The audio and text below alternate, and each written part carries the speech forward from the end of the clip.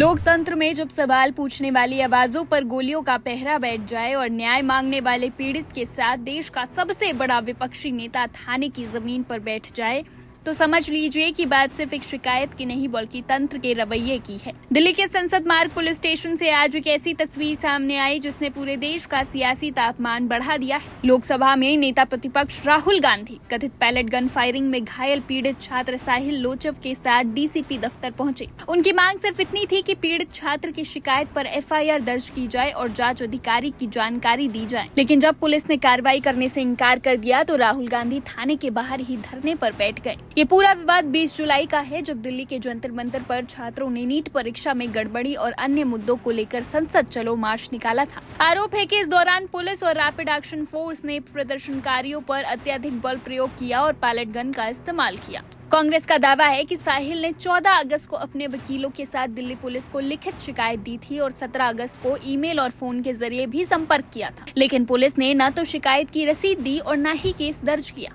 इसी टालमटोल के विरोध में राहुल गांधी पीड़ित छात्र और सांसद कुमारी शैलजा के साथ संसद मार्ग थाने पहुंचे और मांग पूरी न होने तक वहीं डटे रहने का ऐलान किया। दूसरी तरफ दिल्ली पुलिस ने शुरुआत से ही पैलेट गन के इस्तेमाल के आरोपों को खारिज किया है और कहा है कि भीड़ को नियंत्रित करने के लिए न्यूनतम बल का प्रयोग किया गया था।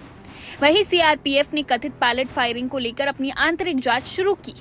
इसी बीच केंद्रीय गृह मंत्री अमित शाह पर राहुल गांधी ने सीधा निशाना साधते हुए आरोप लगाया कि छात्रों पर बल प्रयोग की अनुमति शीर्ष स्तर से ही दी गई थी। इस मामले का संज्ञान लेते हुए सुप्रीम कोर्ट ने जांच के लिए एक बड़ी पहल की है। अदालत ने जंतर मंतर पर हुई हिंसा और पुलिस कार्रवाई की निष्पक्ष जांच के लिए 5 सदस्यीय हाई पावर एक्सपर्ट कमेटी का गठन किया। ये कमेटी जांच करेगी कि क्या सुरक्षा बलों ने जरूरत से ज्यादा बल प्रयोग किया, क्या पैलेट गन और आंसू गैस का इस्तेमाल बिना किसी चेतावनी के किया गया और क्या शांतिपूर्ण प्रदर्शन के संवैधानिक अधिकार का उल्लंघन हुआ था। एक तरफ सुप्रीम कोर्ट की बनाई एक्सपर्ट कमेटी जांच की तैयारी कर रही है तो दूसरी तरफ दिल्ली की सड़कों से लेकर थानों तक सियासी संग्राम जारी है।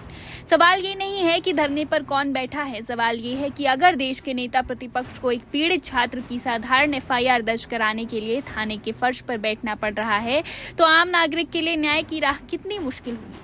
क्या पुलिस तंत्र इस दबाव के बाद एफआईआर दर्ज करेगा? इस पूरे घटनाक्रम पर हमारी नजर बनी रहेगी। पल पल की अपडेट्स के लिए बने रहिए वन इंडिया हिंदी के साथ।